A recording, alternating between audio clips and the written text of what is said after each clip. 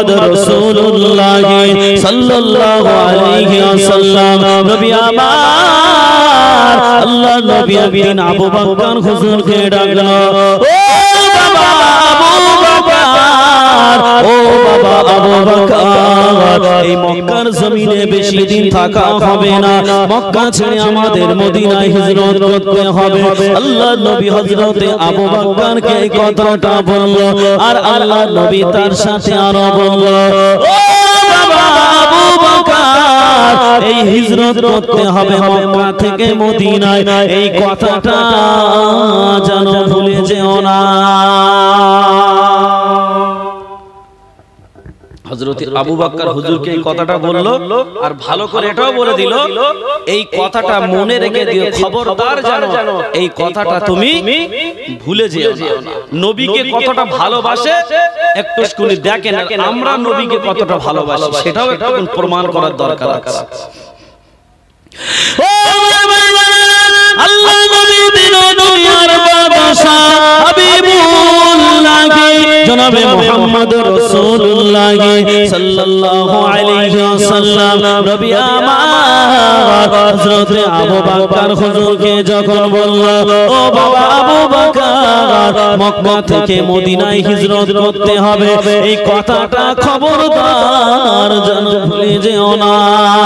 আল্লাহ নবী যখন এই কথা বলল, হযরত আবু বকর হুজুর কবে হিজরত করবে না করবে, হযরত আবু বকর হুজুর আল্লাহ নবী বলার সঙ্গে সঙ্গে বাড়িতে চলে গেল।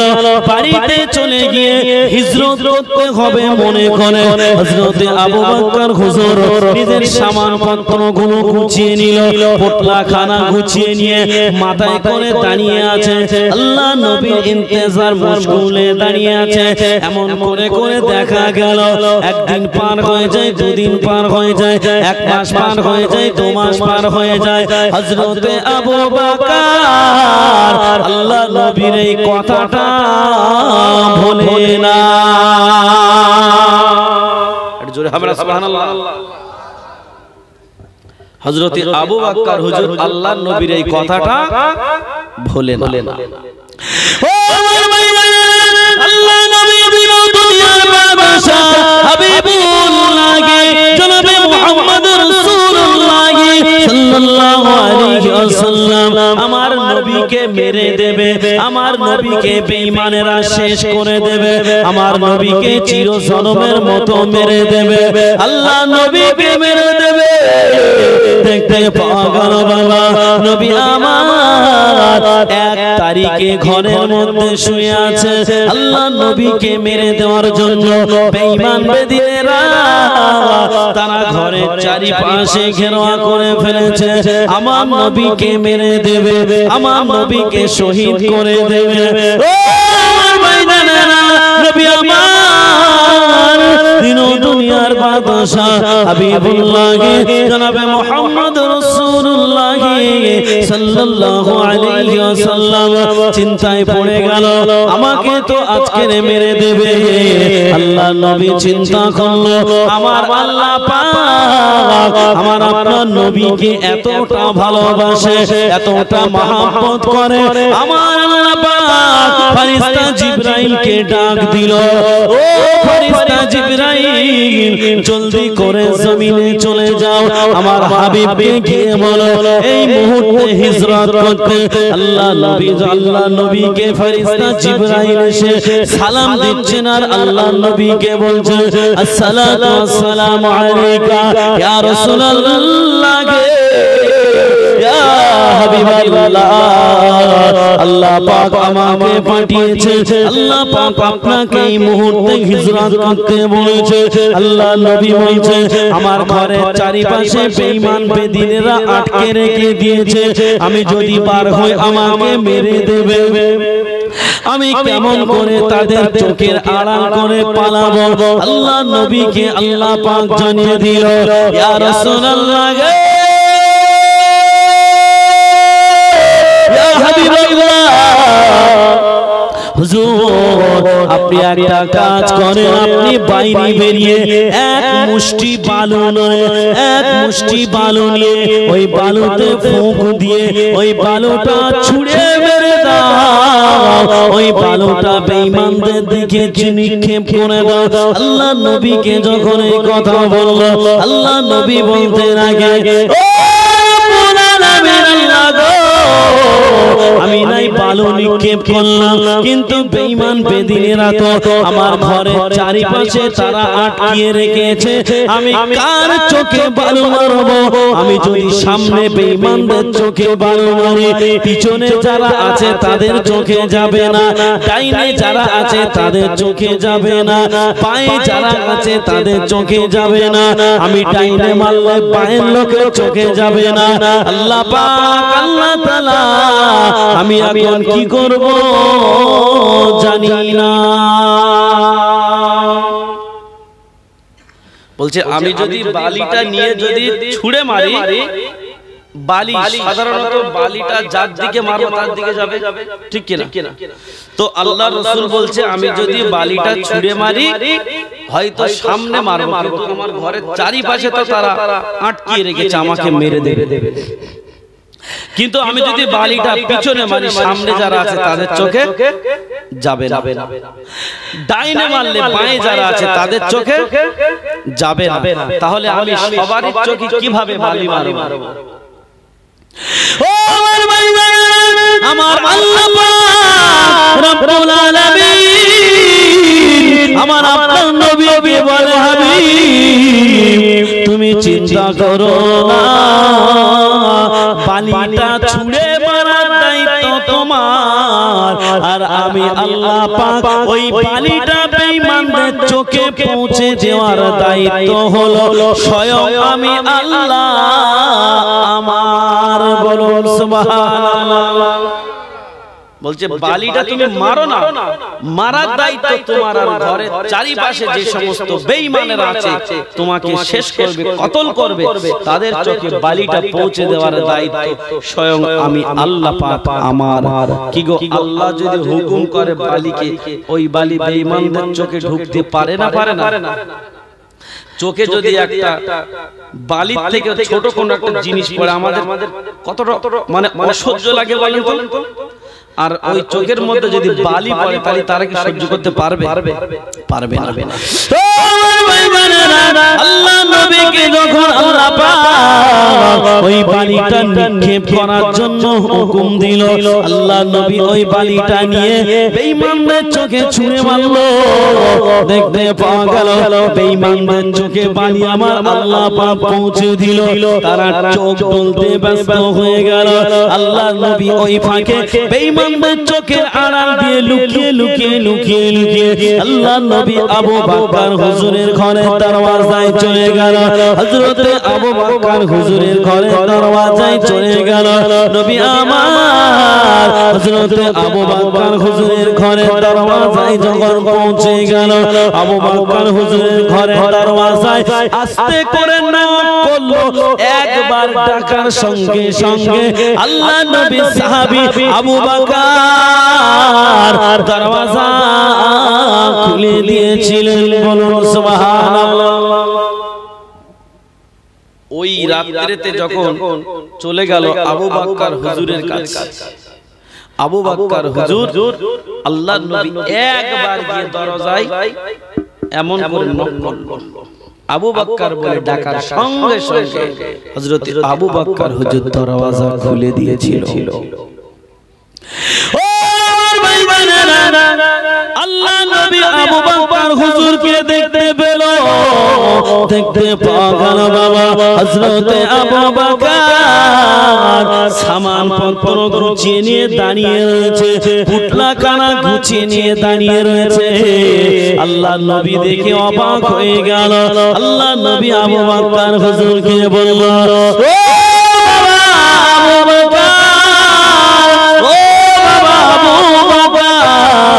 আমি রাসূলুল্লাহ আজকে হিজরত করব, তোমাকে খবরটা কে দিয়েছে? তুমি এই খবরটা কেমন করে ফেলে? আল্লাহ নবীকে ওই সময় আবু বকর হুজুর বলতে লাগে, ইয়া রাসূলুল্লাহ, হে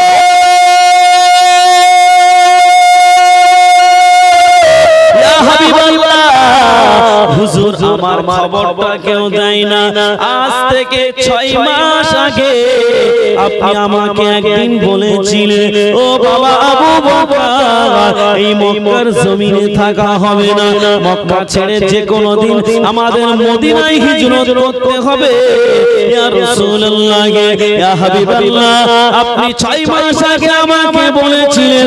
আমি সেদিনে বাড়িতে এসে আমি পুতলাখানা গুছিয়ে, আমি সামানপত্র গুছিয়ে, আমি আবু বকর দাঁড়িয়ে আছি, কখন আমার রাসূল আসবে, কখন আমার নবী মুহাম্মদ আসবে, আল্লাহ নবী কখন আমাকে আবু বকর বলে ডাকবে।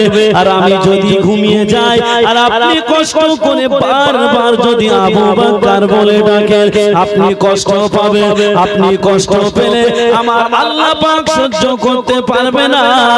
ইয়া রাসূলুল্লাহ, ইয়া হাবিবাল্লাহ, আমি আবু বকর সেদিন থেকে 6 মাস আপনার ইন্তজারে না ঘুমিয়ে দাঁড়িয়ে দাঁড়িয়ে দাঁড়িয়ে দাঁড়িয়ে আমি আবু বকর আপনার ইন্তজারে আমি 6 মাস রাত পার করে দিয়েছি। 6 মাস ঘুমায় না। আল্লাহর রাসূল কখন এসে আবু বকর বলে ডাকবে, আর আমি যদি ঘুমিয়ে যাই বিয়াদবি হয়ে যাবে। ওই জন্য আমি যদি ঘুমিয়ে যাই আপনি বারবার ডাকবেন, আপনি কষ্ট পাবেন। আর আপনি কষ্ট পাওয়া মানে স্বয়ং আমার আল্লাহ কষ্ট পাবে। আল্লাহ কিয়ামতের দিনে হয়তো আমাকে বলবে, তোমাকে কি আমি ঘুমাতে পাঠিয়েছিলাম? আমার হাবিব কষ্ট পাচ্ছে। ও আল্লাহর নবী আবু বকর হুজুরের কথা শুনে অবাক হয়ে গেল। আমি 6 মাস আগে বলেছি, আর সেদিন থেকে আজ পর্যন্ত 6 মাস আমার সাহাবী আবু বকর 6 মাস ঘুমায় না, পুতলাখানা মাথায় নিয়ে আমার ইন্তজারে দাঁড়িয়ে রয়েছে। আল্লাহ নবী সাল্লাল্লাহু আলাইহি ওয়াসাল্লাম আর আবু বকর হুজুর দুজনেই সেদিনে হিজরত করে চলে গেল। আল্লাহ নবী আবু বকর হুজুরের আল্লাহ পাক এতটা সম্মান দান করেছিলেন। আমার আল্লাহ পাক ওই আবু বকর হুজুরের ইবাদত এতটা গুরুত্ব করেছে, तमाम পৃথিবীর মানুষের ইবাদত, तमाम পৃথিবীর আমল, तमाम পৃথিবীর মানুষের আমল যদি এক পাল্লায় রাখা হয় আর আল্লাহ নবী সাহাবী আবু বকর হুজুরের আমল যদি অপর পাল্লায় রাখা হয়, तमाम পৃথিবীর মানুষের অপেক্ষাতে আল্লাহ নবী সাহাবী আবু বকরের আমলের পাল্লাটা ভারী হয়ে যাবে। সুবহানাল্লাহ কি বলতে মন চাইছে না? বাড়ি গিয়ে বলবেন। এতগুলো মানুষ সুবহানাল্লাহ বলতে পারছেন না, আমি একা গলা ফাটিয়ে আওয়াজ করব? আপনারা তো আমার সঙ্গে একটু সাই দেবেন। হয়তো রাত হয়েছে, ফোনটা দাও, হয়তো রাত অনেক হয়ে গেছে, কিন্তু দুটো নয়, রাত অনেক হয়তো হয়েছে, কিন্তু তাই বলে সুবহানাল্লাহ বলা যাবে না। যখন রাত যত গভীর হয়, রাত যত গভীর হয়, আল্লাহর রহমতের দরওয়াজা তত ওপেন হয়। বলুন সুবহানাল্লাহ। ও আল্লাহর নবী একদিন আবু বকর হুজুর, আল্লাহ নবী সাহাবী আবু বকর হুজুর আর ওমর ফারুক, আল্লাহ নবী সাহাবী ওমর আর আবু বকর দুজনে একদিন কথোপকথন করছিলেন, কথাবার্তা বলছিলেন। দেখতে পাওয়া গেল হযরতে ওমর আল্লাহ নবী সাহাবী আবু বকরকে বলছে, ও ভাই আবু বকর, ও ভাই আবু বকর, আমি তোমাকে একটা কথা বলবো, তুমি কি আমার কথাটা রাখবে? হযরতে আবু বকর হুজুর বলল, কি কথা বলবে তুমি আমায় বলো, আমি তোমার কথাটা মেনে নেব। হযরতে আবু বকর হুজুরকে বলতে লাগলো, ও ভাই আবু বকর, ও ভাই আবু বকর তুমি যদি তোমার জীবনের একটা রাতের আমল আমি ওমর আমাকে দিয়ে দাও তার বিনিময়ে আমি ওমর আমার तमाम জীবনের আমল আমি তোমায় দিয়ে দেব হযরতে উমর কথাটা আবু বকরকে বলছেন যে তোমার যদি একটা রাতের ইবাদত আমাকে দাও তার বিনিময়ে আমার तमाम জীবনের আমল আমি তোমায় দিয়ে দেব ভাই আবু বকর তুমি কি এটা দিতে পারবে না ও ভাই আল্লাহ নবী সাহাবী আবু বকর বলেছিলেন ভাই ওমর তুমি শুনে রেখে দাও জেনে রেখে দাও আমার ইবাদতের বিষয় আমার আমলের বিষয়ে আল্লাহ নবী আমার আমলটা পরিশোধ করতে না পারার কারণে আমার রাসূলের পক্ষ থেকে আমার ঋণটা পরিশোধ করার দায়িত্ব স্বয়ং আমার আল্লাহ পাক নিজেই জিম্মা নিয়েছে বলুন সুবহানাল্লাহ ও আমি আমার ইবাদতের বিষয় আমি তোমার কিছু বলতে পারবো না আমার এক রাতের ইবাদত আমি তোমায় দিতে পারবো না এক রাতের ইবাদত চেয়েছে তার বিনিময়ে গোটা জীবনের ইবাদত দিয়ে দেবে কিন্তু বলছেন না আমার এই আমলের বিষয় আল্লাহর রাসূল এই ঋণ পরিশোধ না করার কারণে রাসূলের পক্ষ থেকে স্বয়ং আমার আল্লাহ ঋণ পরিশোধ করার জিম্মাদার নিয়েছে সুতরাং আমার এক রাতের ইবাদত এক রাতের আমলও আমি তোমার দিতে পারবো না এই ইবাদত এই আমল যদি আমরা না করি কিয়ামতের ময়দানে আমার চাই প্রথমে উঠে কোরআন শরীফের একটা আয়াত পড়েছিলাম মনে আছে আল্লাহ পাক রব্বুল আলামিন বলেছেন আমতাজুল ইয়াওমা আইয়ুহাল মুজরিমুন মনে নাই আল্লাহ বলেছিল আমি দুটো লাইনে ভাগ করব মনে নাই আল্লাহ পাক বলেছিল দুটো লাইনে ভাগ করা হবে মহব্বতে দরুদ আল্লাহুম্মা সাল্লি আলা এতগুলো মানুষ একটু ভক্তি করে পড়েন বাবা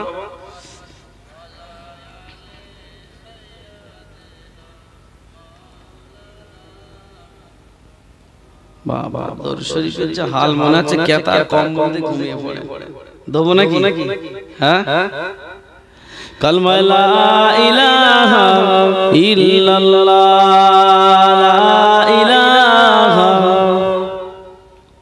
লা ইলাহা ইল্লাল্লাহ মুহাম্মাদুর রাসূলুল্লাহ আল্লাহুম্মা সাল্লি আলা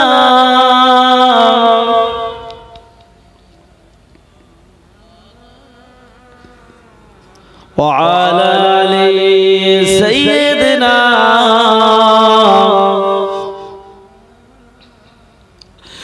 ও শাহে মদিনা আশিকের বেদনা ও শাহে মদিনা আশিকের বেদনা দিদারে নবী পাক এ দিল যে বোঝে না ও কাবা বাইতুল্লাহ ও মসজিদ কোবা ও কাবা বাইতুল্লাহ ও মসজিদ কোবা দিদারে নবাবী এ দিল যে বোঝে না যেখানে মুহাম্মদ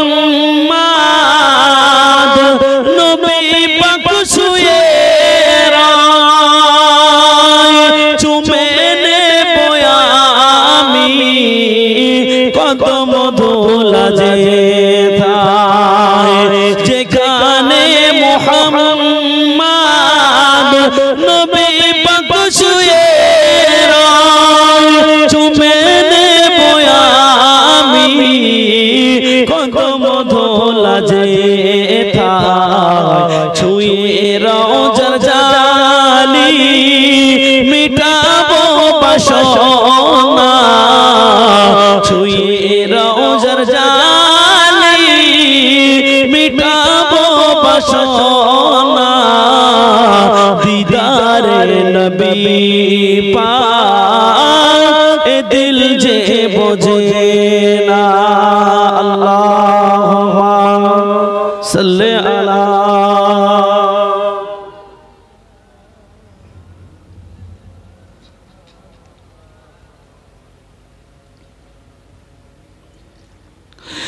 নূরানি ছোঁয়া যার পেয়েছো বাবাই নূরানি ছোঁয়া যার পেয়েছো বাবাই সেই কাবার কিবলা আমার নবী মুস্তাফা ধরিব কাবার আশিক শাহিন উদ্দিন দিওয়ানা ধরিব কাবার গেলাফ আশিক শাহিন উদ্দিন দিওয়ানা দিদারে নবী পাক এ দিল যে বোঝে না ও শাহে মদিনা আশিকের বেদনা দিদারে নবাবী এ দিল যে বোঝে না আল্লাহুম্মা সাল্লি আলা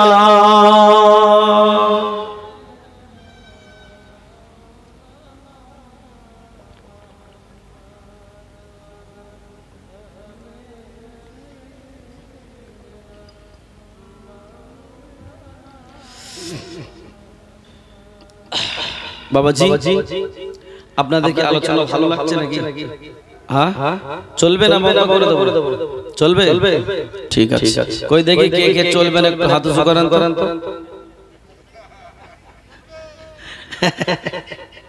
আমি বলেছি কে কে চলবে না তাহলে আমার কথার দিকে একটু খেয়াল করতে মনে হচ্ছে অনেকে ঘুমের মধ্যে আছে না কেন না রাত তো এখন 2:30 বাজতে চললো রাত 2:30 ওই জন্য 2:30 হাই হয়ে গেছে শ্রোতাদের তাই না চলুন চলবে ইনশাআল্লাহ চলুন তো যে কথা বলছিলাম হ্যাঁ আমি তো ঠেলা গাড়ি দেন চালিয়ে দেন তেল ভরে দেন চলুন কয়েক হ্যাঁ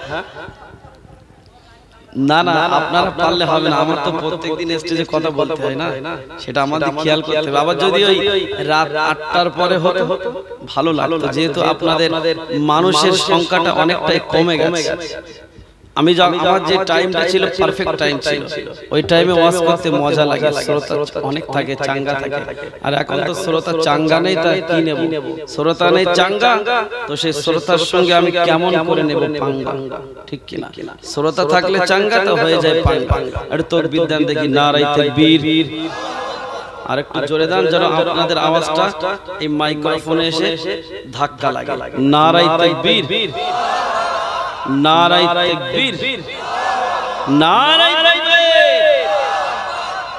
হ্যাঁ তবে চাঙ্গা আছেন মানে হবে ইনশাআল্লাহ তো হযরতে আবু বকর হুজুরের কথা বলতে বলতে এই পর্যন্ত আসলাম এবারে শুরুতে উঠে আমি যে কোরআনের আয়াতটা পড়েছিলাম সেই আয়াত সম্পর্কে দুই একটা কথা আলোচনা করা যাক নাকি হ্যাঁ শুধু আবু বকর হুজুরের জীবনী শুনবো আর কোরআনের আমরা আয়াতের যে ব্যাখ্যাটা সেটা যদি আমরা না শুনি ওটা একটা কেমন যেন মনে হবে যে তরকারিতে যেমন লবণ না দিলে আল্লি লাগে এমন আল্লি টাইপের লেগে যাবে তাই জন্য কিছু আলোকপাত করার প্রয়োজন তো চলুন আল্লাহ পাক রব্বুল আলামিন পারা নাম্বার 23 সূরার নাম সূরা ইয়াসিন।